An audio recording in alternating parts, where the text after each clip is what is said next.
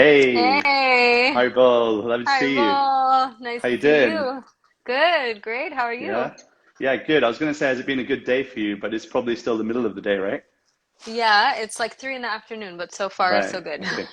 So far, so good. What have you been up to today? Well, taking care of my daughter. Hmm. My husband Bali is at work, and so I've been at home, and I get my mom to help me out with that. So we have a new baby girl. She's 10 weeks old today, Wow. so that's my Wow. full-time job right now. Yeah, Amazing, amazing. yeah. How's it been? Is it first child? First kid, yeah. Wow. How's it been? Because we're also on our way in that path as well. So Oh, we're starting to really? think about, yeah, Oh my God. we're starting to think about all. Congratulations. Thank you so much. And we're also starting to think about how life is going to change. And has life, Yeah. I mean, must have. And what are the obvious things that change? Well, definitely just like having a priority rearrangement, right? So she's number one Mm, priority for everything. Bali and I converge on a lot of projects, and we also have kind of our own separate things going on as well. And so now this has become kind of the center of our solar system. Everything else that we do, amazing. whether together or apart, it just rotates around her. And yeah, certainly kind of it's been cool. It's like a journey of learning really practical things like how to time her bottles and her sleeping and, all that kind of Wow. stuff. And at the same time, really learning to tune into our intuition. Like, what is she feeling? What does she need? What do we need as partners to be able to support one another and support her? So it's really nice. It's like Wow. so grounding. It's less hectic and chaotic than I anticipated. And Mm, it's just been really like blissful, actually. wow. Wow. That's so refreshing to hear because anytime I have this conversation about parenting with people who are from like a spiritual background, especially in the Bhakti movement, the Hare Krishna movement, a lot of them are like, oh, Radhika, your life is going to change. You're not going to be able to do all the stuff that you're doing now. And I'm like, yeah, that's one perspective. But then the other perspective is that I have a way in which my wife and I can center our love, a way in which we Sure. can, like you said, become grounded in understanding that this is a major responsibility, to understand how to care for someone all the way from birth and Yeah. hopefully seeing them through their life. And so I'm looking forward to it. Were you ever like Certainly. nervous about parenthood or nervous Yeah, about? I think my most of my life I didn't really envision being a parent. I Mm, also didn't envision being married necessarily. I wow. just thought I would come to those bridges if I was meant to come to them and I would cross them then. So Mm, it all was really organic. Bali and I have been together for 11 years now.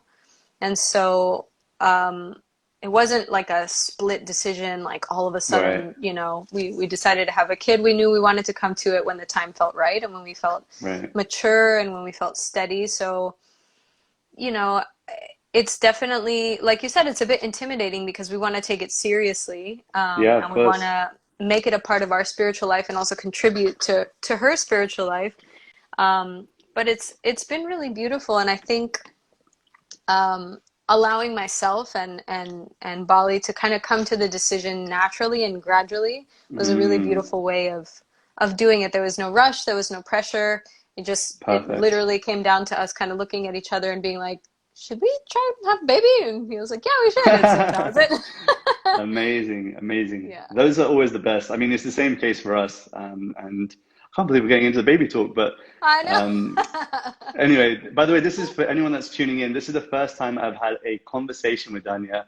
And it's only because a lot of my friends here in the UK were kind of egging me on and saying, she speaks so wonderful. And honestly, even just in the first few minutes, I feel like I'm totally invested in hearing from you. And yeah, the conversation's flowing. So, guys, thank you so much for tuning in, for being part of it. If you guys are vibing with anything we're saying, then hit that love button. And you know what? It's a Saturday. I'm sure many people are on Instagram right now. Why don't you share this conversation? Get more people involved. Drop us a comment, drop us a question. If it's anything baby related, feel free. We're gonna explore a load of topics and see what we can squeeze in the hour. But it's lovely to see Ed here. By the way, if you see anyone, Daniel, that you recognize, then please feel free to give them a shout out. Yeah, sure. I saw Ed, Anasuya pop on a second ago. Hi, Anna. hey Hannah. Lovely to see Manoj here, Sagar, lovely, Saromi, Elsa, love you guys. Let's hear some. Not hear some, I was going to say here, but let's see some comments on childbirth or anything that you want to talk about with Dhanya, about music. And I should give a introduction actually to start. So Dhanya is someone who I've been admiring from a distance for a number of years because she has this amazing ability to transport through the medium of sound, through the medium of not only mantra, but also contemporary music, uplift people, to transport them to a higher level of consciousness. And she's been doing it for a number of years, and now it's starting to really grow. We're seeing it blossom, and it's really exciting to have this conversation because, again, insight in how the art transforms, like how you've developed that art over the years.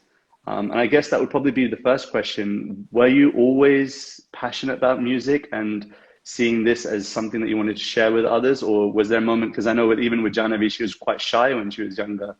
And how did that journey unfold for you for sharing in this way? Well, I've definitely always been passionate about music. I grew up in a musician family. Both my parents really love Mm, music. My dad is a musician by profession. So it's always been a part of my life. And, when I was younger, it kind of manifests as really studying music, like listening to all kinds of music, classical music, pop music, soul, underground electronic music, kirtan and other forms of devotional music, and just really like listening to it. Like my parents, they tell me that, my whole life I just had headphones on and I would just be listening to things. I had wow, one of those, I don't know if you remember those like giant books of CDs that people used to have, where it's just totally. like pages and pages. And like if you were traveling, that was like your heaviest item of your luggage, was just like the Yeah, like CD booklet. So that was me for sure. And I was just kind of a music nerd, and I right. got to know so many different genres that way. And little by little, I kind of started experimenting with my own songwriting. And I was always encouraged by my family to really kind of dig deep and be creative. I Wow. definitely was shy. I didn't feel any I was always kind of into performing the way kids are, you're like in a play Yeah, but right. sharing my own personal compositions, that really didn't come until way, way later in my life. I had many, many songs written by the time I was in my late teens and early 20s, and I would Wow. show them to very kind of select people in my life. My older brother Jaggi, who's also a phenomenal musician.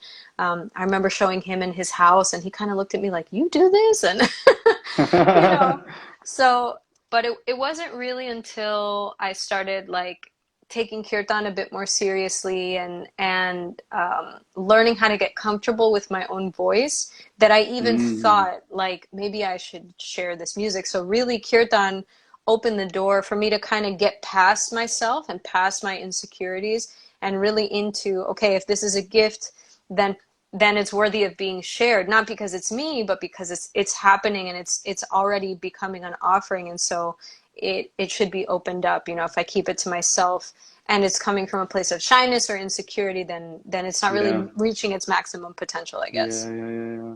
And I mean, do you have any tips for anyone? Because there must be someone watching here. There always is someone who's looking to find their quote unquote voice.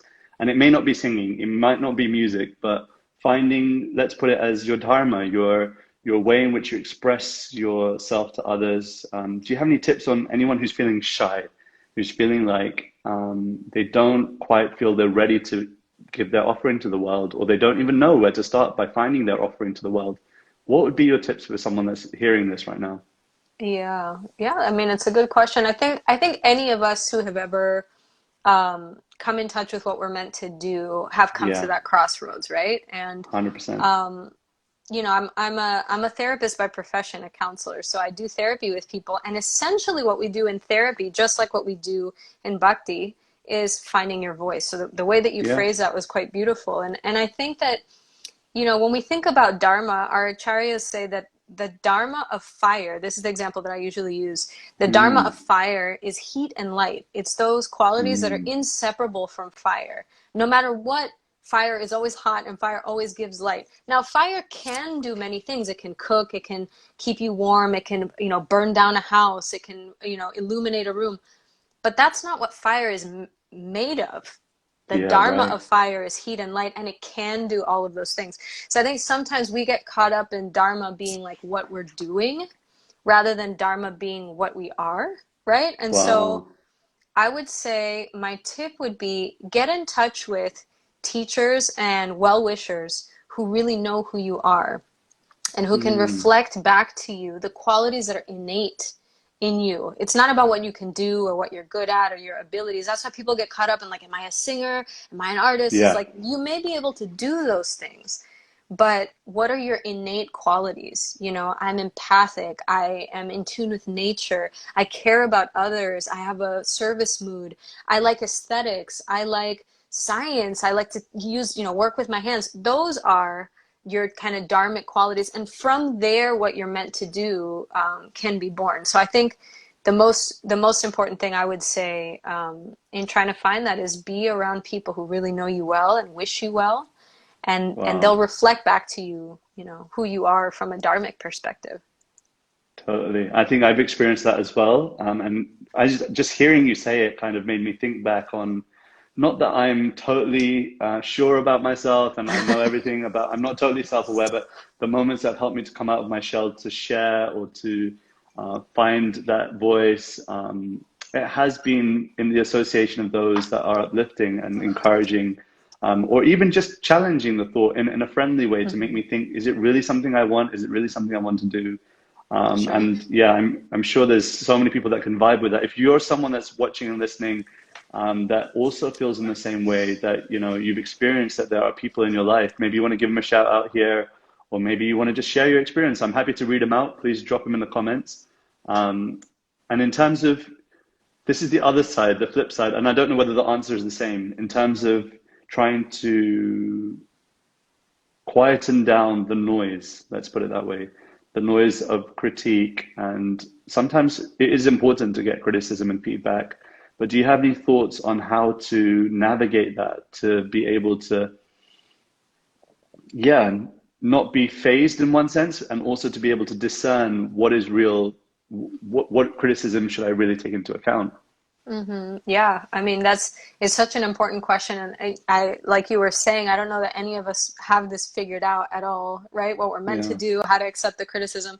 You know, it does kind of overlap. You always want it to come from the people who are concerned with your best interests and who can see you for your highest potential. So sometimes those near and dear to us will give us a criticism that kind of stings the ego, but it's because they have a vision of us that's so much greater and is like based on our potential rather than where we're at currently. And that's like Right. the most nourishing kind of criticism, right? It's the criticism that's going to just nudge me over the edge, push me outside of my comfort zone, and land me in a place where I can actually do the work, you know, and it's not going to Wow. look like what I'm used to, and it's not going to look like what I know how to do. It's going to be, I learn as I do it.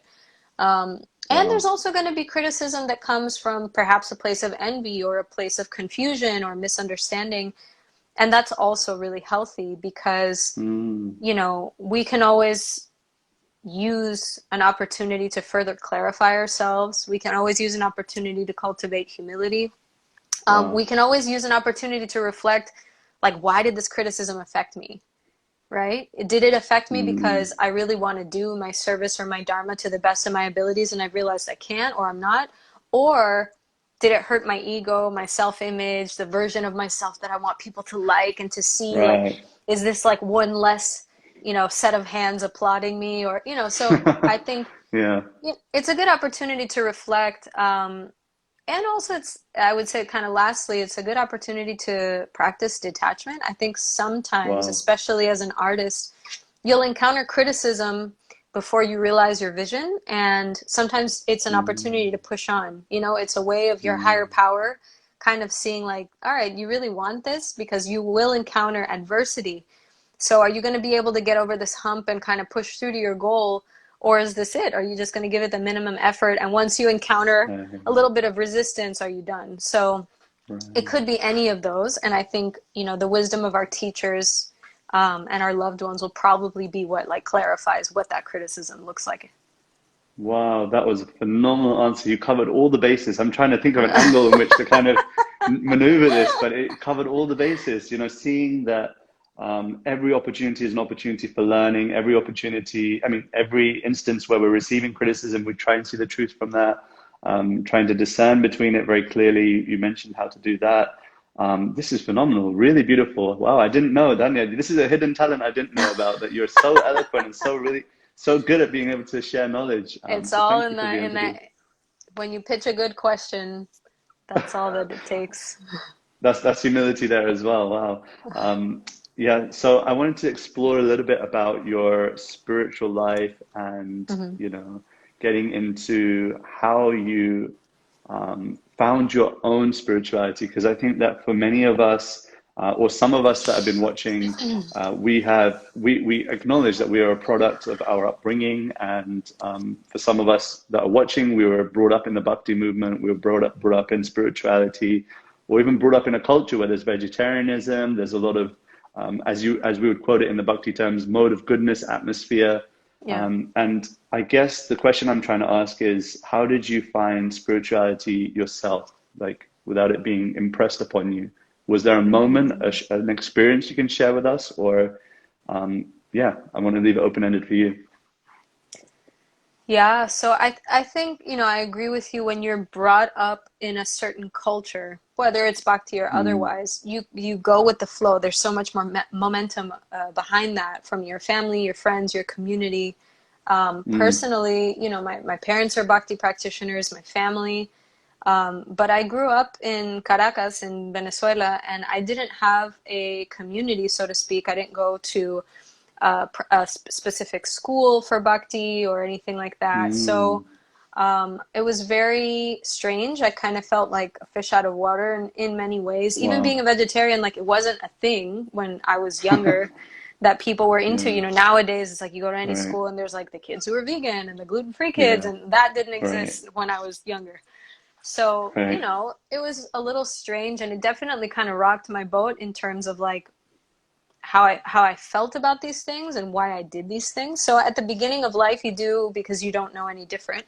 Right. I would say in my late teens, um, I started really getting into kirtan, and I was far away from any place that I could really do a lot of kirtan. We would do kirtan in our local temple, but it Yeah. wasn't kind of In I didn't Venezuela. have peers in Venezuela, yeah, and I didn't have peers Right. that I felt that I could connect with to do that.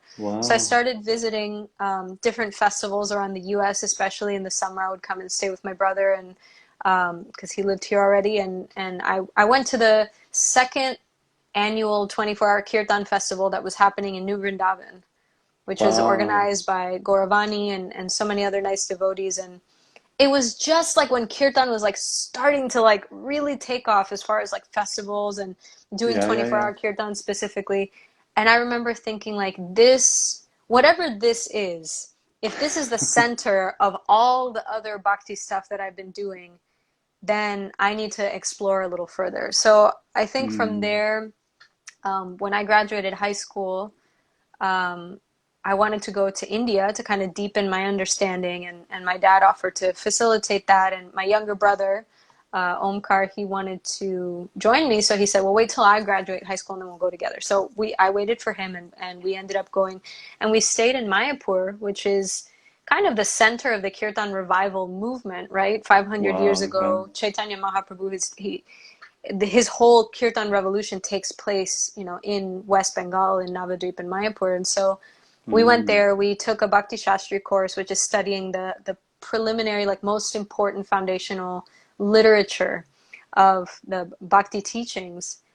And a combination of being in that place and developing like a very strong attachment for the practice of Kirtan, it just kind of like skyrocketed me into like I like really need bhakti. Like I need to figure out what this Wow. is. I need to live this way. And so I think even for those of us who are considered like second generation, in the sense that we're the second generation of people practicing bhakti from people who were initiated in the West, Mm. um, I think we all have kind of like the come to Jesus moment. We have like the come to Krishna moment.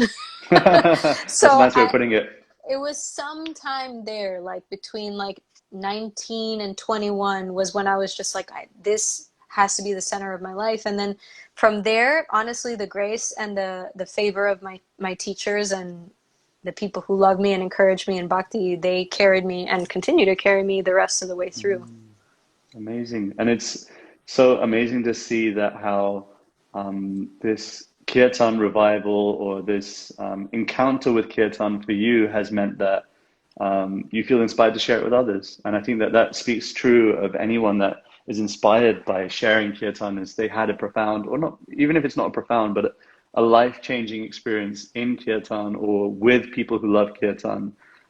And I feel that even now we're in this really amazing space where, you know, how you were talking about vegetarianism and how, Mm, you know, it wasn't like how it is now that every kid is conscious, or yeah. not even if the kids, but the parents are conscious about gluten-free and vegan diets.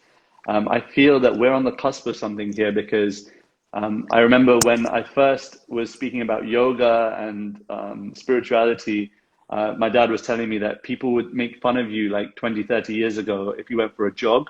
They'd say, you know, who are you running from?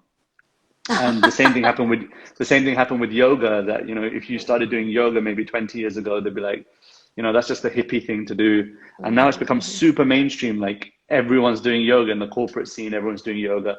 And I think that kirtan's the new yoga in one sense. Like Yeah. we're still yet to see the legs on it. And every year I'm experiencing more and more opportunities with kirtan. It makes me really just kind of think, my God, something really special is about to happen.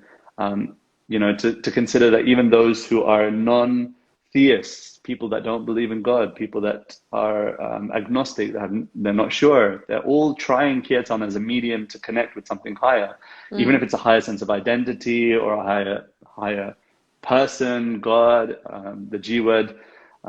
Anyone is able to get or find kirtan now, especially in the major cities like London, New York. There's sure. opportunities for anyone to just walk off the street and just find it. Yeah. Um, and I know that you're sat in front of a piano now, or a keyboard. I'm not sure Yeah. which one it is. It's a keyword, yeah. And I just wanted to see whether you wanted to share with us perhaps a mantra, or you wanted to share with us a song, or maybe both. Who knows? I wanted to see whether Yeah. you're comfortable to do that first of all, and if you had any inspiration to share, and what would be. Yeah. Absolutely. So, well, let's see. See, what you were saying is so accurate. Like something that was so strange and so foreign before now Right. has become so mainstream. And I agree with you. I think we have yet to see the real takeoff of kirtan. It still has a little bit of like a niche kind of underground vibe to it. Yeah, yeah, yeah. Um, and I think it's a really powerful practice. And I think that for some people, it remains a little inaccessible. There's something certainly mysterious about it because True, often it's in another language. And so that true. becomes, for some people, a portal to kind of go beyond the mind and connect with just the transcendental sound. And for some Yeah. people, it actually creates a little bit of a hurdle, you know, of kind of like, well, Mm, what am I saying? And who am I saying it about? And what am I wow. doing this for? So Wow. what we've, you know, myself and some of my peers who make music, some of what we've been inspired to do is to kind of put mantra meditation and our own inspiration or reflections together in a way that's Wow. cohesive, in a way that's relevant. And so I was thinking maybe That's to amazing. share, there's this one prayer that's offered to Chaitanya Mahaprabhu had one contemporary who was considered his brother and an expansion of his spiritual energy, right? Nityananda Prabhu. And he was considered to be Hmm. an absolute madman, someone who behaved in ways that were so uncommon and so um, seemingly erratic, right? But they were all coming from a place of this spiritual bliss. So it went beyond the kind of cultural norms and the kind of standard etiquette and behavior because he was just absolutely intoxicated with the effect of Mm, kirtan, with the effect of the holy name. And we see that is accessible if we have serious practice in kirtan. So, um, you know, I wrote a song called Under the Moonlight, which is it's a reflection on prayers offered to Nityananda Prabhu. It says, Nitai Pada Kamala Koti Chandra Shushitala, means the lotus feet of Lord Nityananda are more cooling than tens and millions of moons, right? And so that wow. cooling moonlight is our shelter. It's what kind of dissipates the kind of burning fire, right? The material world is considered a place of great heat, tension. Um, Mm, and so I was kind of reflecting on that and how that can kind of be a bit of a love story. So, yeah, this song is called Under the Moonlight, and I'll share it. Let me make sure you guys can see. I don't know if you guys can see the yeah. keyboard there. All right. Wow. Let's see. All right. Can you hear okay? Perfect. Yeah. Thank you for disconnecting the headphones so we can hear it better. Yeah.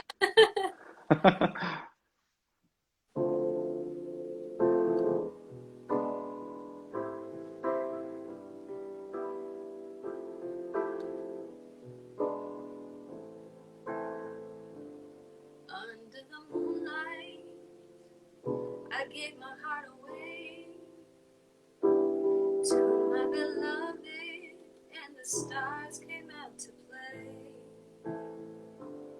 Under the moonlight, I could not resist. Been waiting my whole life for a love like this.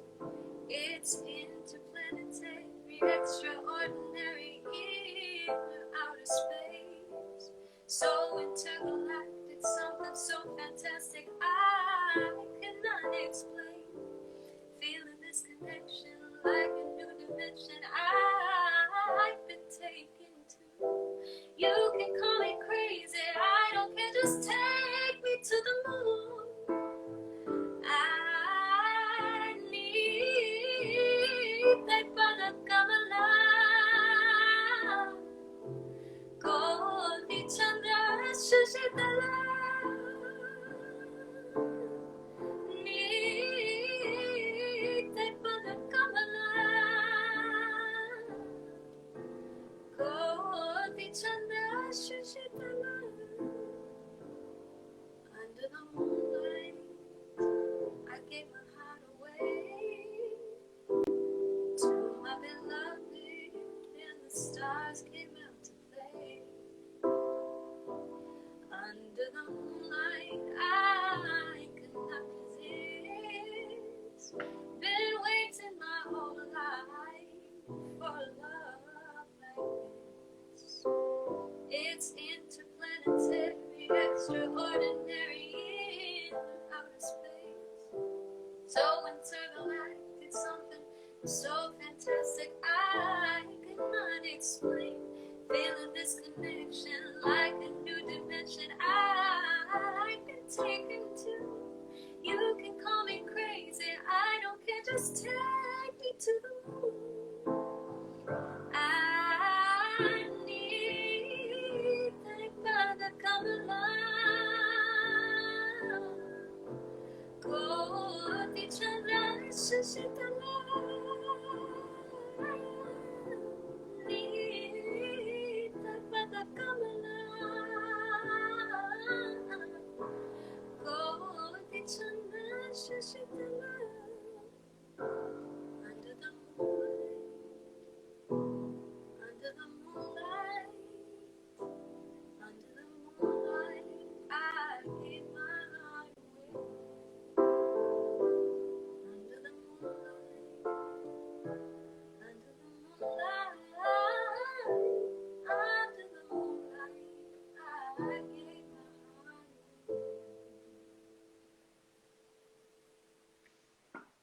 Ooh. Thank you so much. I'm Yeah. sure the love's going to come streaming through. Guys, please show some appreciation for that beautiful offering. I love the lyrics. Call me, you can call me a mad, maybe you have to repeat them for me because I caught some of them. You can call me a madman, but Yeah, I you can fell call me under, crazy, just take me to the moon. Kind of just being just take me to the totally moon. detached and being so into your vibe that you just let it all go. Right, amazing. I fell in love under the moonlight, right? Hmm. That's it's so true. I think I can relate to that. I can relate. It sounds so lofty in one sense to say, the cooling rays of the moon. It sounds poetic, and in some ways it sounds foreign for a lot of people to think like that. But then when while you were singing, I was just trying to think the moonlight, the rays that come, the cooling rays, and how that relates to the extinguishing, like you mentioned, of the fire of material desire within this material world.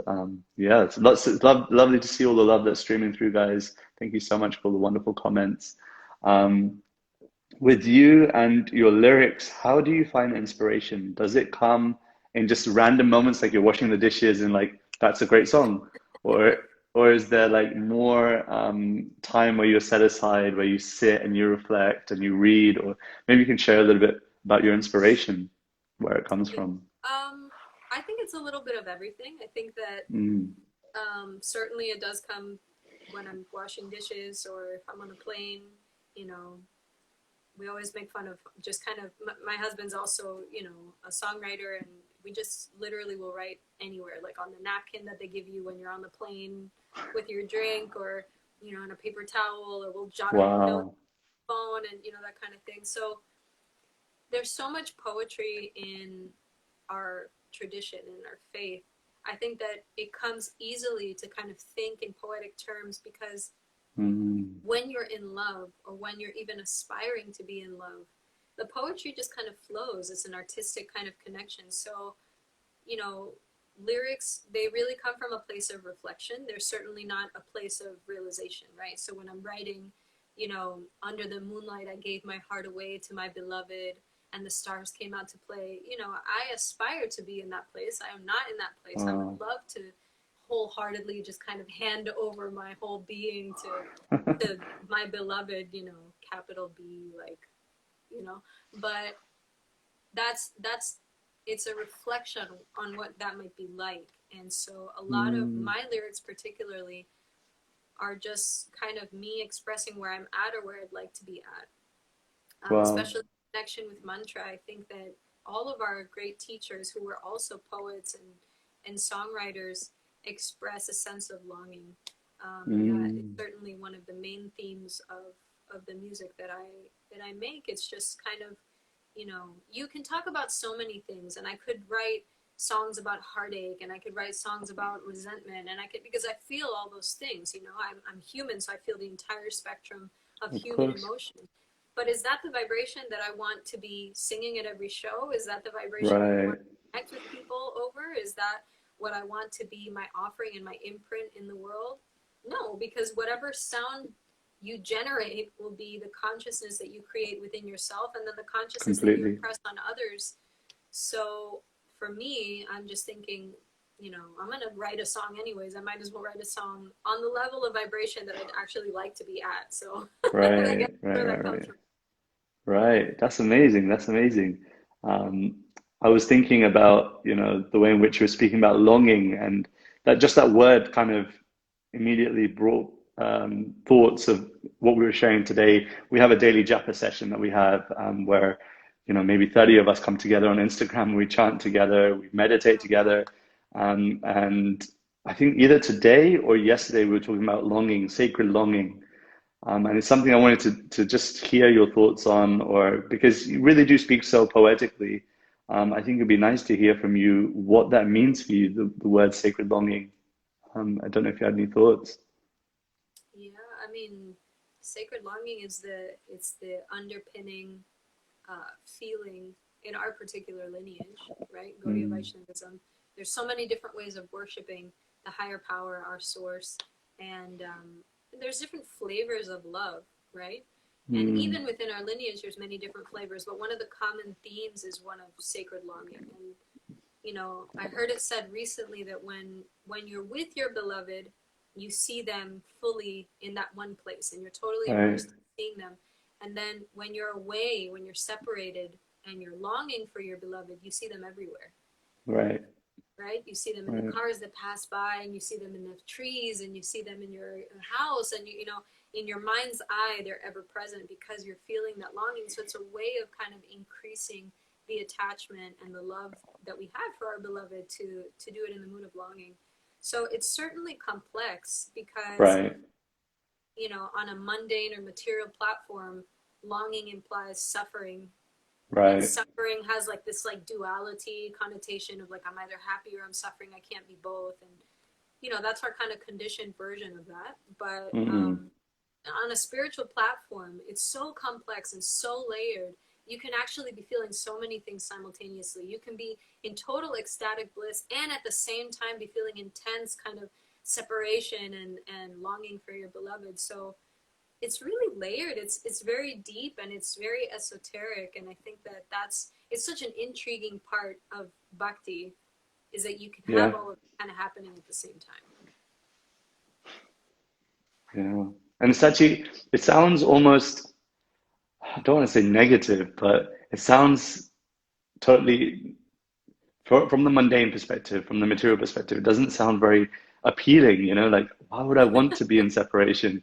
But only when, if anyone here is listening and has experienced love, you know what it's like when you're in separation from your partner or you're away from the person that you love, be it a friend, it could be a really good friend, that you start seeing moments or things that happen in the day as things that are in connection with that person.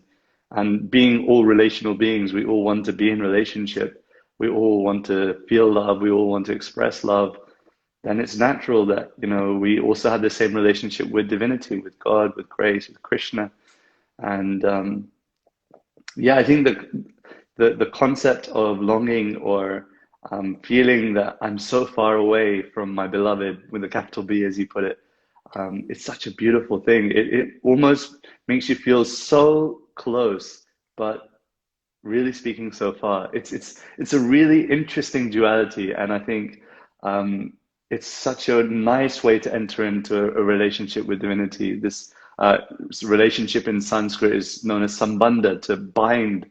You feel binded to this person, and to see divinity everywhere. I think now we're in a beautiful space, and maybe you can also comment on this, on having this beautiful opportunity to be able to see, to stop, pause, where nothing is urgent per se. For many of us still in the world, we're still in this solitude, and to see that this is a beautiful opportunity to reflect and see. I'm just looking out the window every time I'm speaking because I'm trying to see in the trees. Will I see Krishna in the trees? Will I see uh, divinity there? Will I see grace there? Um, I don't know if you have any thoughts.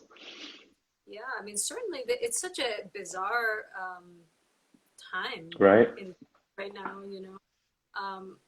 It's odd to be quarantined. It's odd to be also feeling very close and connected to community Yeah. through the magic of technology. You know, what we're doing now, Right. Right. Right. Right. it's facilitated by the kind of unusual circumstances that we're in, and so Completely. certainly an opportunity to take advantage of technology and take advantage of our kind of global communities that we may be plugged into. One Mm. thing that I've noticed, although certainly, you know, the whole situation with the pandemic is very scary and there's people who have been deeply affected Sure. by it. I think for those who have and have not been directly affected, one commonality is that there is some sort of increase in the mood of appreciation for being in connection with other people. Connecting with others Right. is starting to seem very important to all of us. So much so that when we can, you know, we do this, we connect and we talk and we kind of enter a heart space with others, even from afar, because we start Right. to appreciate, like, wow, I really need other people. And also the kind of Right. way that it's impacting our values and realizing, like, consumerism is not where it's at, you know, like I need more than what is offered to me by my shopping and my consuming and my kids going to school and me going to work. You know, if I subtract those things that are so much filler and occupy so many of my thoughts and so much of my time, what is left? And I think that that is such a stark realization for so many of us. Like, yeah, what is the essence? What is left when you Yeah. subtract all of the trappings and all the routine and, you know, that kind of thing? Yeah. What is essential for me right now? What are the things that aren't essential? What is superfluous? What is not really needed in my life? You're so right, so right. And I think you're right. For those that aren't directly affected, we're in this kind of golden space where, like, I did a takeaway the other day from a vegetarian place, and I just considered, oh my God, it's so expensive to eat out and to consider spending. And I was thinking, I don't really need that. Like, I've kind of really been nicely nourished at home, and I've noticed that I've got more energy. And people are like, how are you doing so much on this online space? And I said, I just feel really energized, and I think it's because of, like you said, simplifying, making things what is really of need, what is really of essence for me right now. And that becomes at the forefront of our eyes. We can see it. So thank you for sharing that. I wanted to ask you before we close, if you had any tips for our time, because we kind of are going into that direction. Any tips for anyone that's listening, any inspiration that you're currently feeling that people should maybe consider to hear or to practice? I mean, I think we underestimate, you know, we're in the age of like technology and information, and like the rate at which we consume media and we consume Yeah, like stimulation is like unprecedented, you know? right, So I think that it's really important for us as individuals to really take a moment to reflect on how much am I consuming and what am I consuming, and not wow, pretending like I'm not a sponge to all of these things, because I am a sponge. Everything that's coming in through each of my senses is deeply affecting me, it's creating thought patterns, it's creating behavior patterns. Those behavior patterns become habits, and those habits become me, my identity, who I am.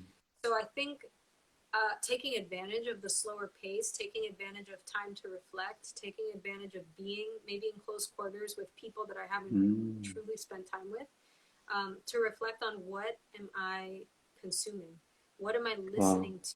What am I watching? What am I eating? You know, you gave such a good example, like the vibrational difference between, you know, I'm just eating out at a restaurant and, you know, that transaction of like money for food, who made the food, where, you know, like that kind of thing. Really realizing like that vibration is entering me and I'm not above being impressed upon by what I'm exposed to. So it's a good time to really filter through and say, what do I really want to be consuming? Knowing that potentially it could define who I am and how I feel. And I think that's something that I share often with my therapy clients. It's something that I think about as an artist. You know, what impression is this going to make on a vibrational level for the person who's consuming it? Wow, become conscious of your consumption. Yeah, that's definitely a point. It's a point that's been repeated many times, but it's, you know, when you hear something on repetition, slowly it kind of does impress upon your thinking. And for me, I'm not perfect. I still struggle with consuming too much TV, too much media. I feel my diet is in the right place, but I think that what I need to try and do is find positive ways in which I can transform that. So maybe I'm watching content which is uplifting, which is not just switch off time, Netflix, and see what's on, but rather, okay, it's not about immediate, you know, turning everything off, but see whether you can transform it slowly. And it's not about perfection. Don't try and beat yourself up if you start doing something that's contrary to what's been said here, but see what little things you can change. Start with progress. Don't worry about perfection so much. Start with progress. But I really appreciate the message, you know, watch your consumption, be conscious, be mindful. I want to thank you, Danya, for your lovely time, for considering even to come online and share with us. I really appreciate it. You mentioned it was 10 weeks old, the 10 weeks baby. old today. Yeah, so that's really, I mean, it's such a commitment, and I can only say thank you. I know those words aren't maybe heartfelt, but from my side, I really appreciate that you took the time to share with us. And everyone that's watching, please do show some love, show some appreciation. I know it's virtual, but it's the best we got right now. We'll do it together, even though we're not together. And I'm really, really grateful from my heart. And I wanted to ask you, is there anything that people can watch out for, any content that you're creating that people can tune into, or maybe on Spotify, iTunes, anything you want to share with people that they can tune into? Yeah, I'm on Spotify, iTunes, all streaming platforms, YouTube. I collaborate with my Apuris, so you can be on the lookout for a new release from them soon. Beautiful. I help produce Bali's music. I'm working on some stuff of my own. Definitely, this quarantine Wow. has given us an opportunity to kind of get creative from home. And yeah, I'm happy to connect. You can give me a follow on Dhanya Music, both on Facebook and Instagram. Yeah, I would love to hear from anyone and Wonderful. everyone who is a part of today's conversation. And honestly, thank you for doing what you're doing. It's so important to have these spaces held by someone with such good intentions and such a potential to kind of bring out the best in who you're speaking to. And it goes to show that, you know, the caliber of conversation that you have can really have such an uplifting effect on the two people speaking, and then also on the entire audience with whom it's shared. So thank you for holding the space and for creating a platform of just like such high vibration. It's really important. And, you know, in the kind of flood of all kinds of media, you know, from the best to the worst, it's such a gem to have, you know, these kinds of conversations with someone such as yourself. So I really appreciate That's so kind of you, and it's got me a little emotional. I'm really grateful to receive your gratitude, and genuinely touched. And yeah, it's I'm trying. We can only just try our best, right? We can only give our best to trying to put what we can out to uplift others. And results are unknown. We never know how far the ripples will go. You know, like there's this quote that I'm very commonly associating with now, which is by the Dalai Lama, that if you want to understand that it's not about trying to see the impact always, try to understand the impact that a mosquito can have in a bedroom at night. You know, it. it might seem small, but who knows how far the impacts Yeah, can go. powerful influence. Right, right. So yeah, it's a genuine offering on my behalf for everyone that's watching this, past, present, and future. No, present and future, not past, present, and future, present and future. And I'm looking forward to doing more of these with you. I think this is really beautiful. Absolutely. That'd be great. I'd be honored. Thank you. Yeah, yeah. I think that there's few conversations where I really feel like I can be myself, and even though this is the first time we're meeting in this virtual way, it's really feels like the conversation was flowing. So I can only thank you. It's really. Oh, and you mentioned you were sharing therapy. Would that be something that other people can connect with you on that platform as well? You can send me a private message. I work with people, on all different levels. I'm a licensed marriage and family therapist, so we can talk about ways to kind of help you cope through these difficult times or any issues that you may be having, and also to kind of tune you into your creativity, finding your purpose, tools, resources, skills to help you kind of sharpen where you want to be at Amazing. and connected to your spiritual life. So I'm certainly here to serve in any capacity, whether it's artistic or therapeutic. Just hit me up and let me know Wow. how I can assist. Yeah. The handles in the comment section, you guys can see it there. Please do drop her a follow. Of course, anyone that's watching this or hearing this on the repeat on YouTube or on SoundCloud, then feel free to just check out the description. I'll put her handle in there, and you guys can please check it out and follow her and see if there's anything that you find that will really uplift you. I'm sure there will be. And yeah, from my side, I think that's all I want to say. But please do join us, of course, for tomorrow's wonderful retreat. There's still space left. We've just hit the 100 mark, and all donations that are put through for our retreat. Namaste at home. I don't know if my wife is watching. She's usually really good at putting things in the comment section. If not, I'll just drop it in there now. But please do join us. It's www.bit.ly/nama-stay. And the idea is that we're raising money for this beautiful charity called Age UK, which is helping the elderly and vulnerable. And it's a full day with guests like Gauravani and Raghunath and Sachinandana Swami and Mira Manik, who's an amazing Ayurvedic specialist, and then my good friend from Berlin, Jules Fibre, who is a wonderful Jiva Mukti teacher, and of course Charlie. Anyone that's watching that knows Charlie knows that he's also awesome. So please do check it out. Oh, thank you. My dear wife has done the thing for me, so I didn't have to.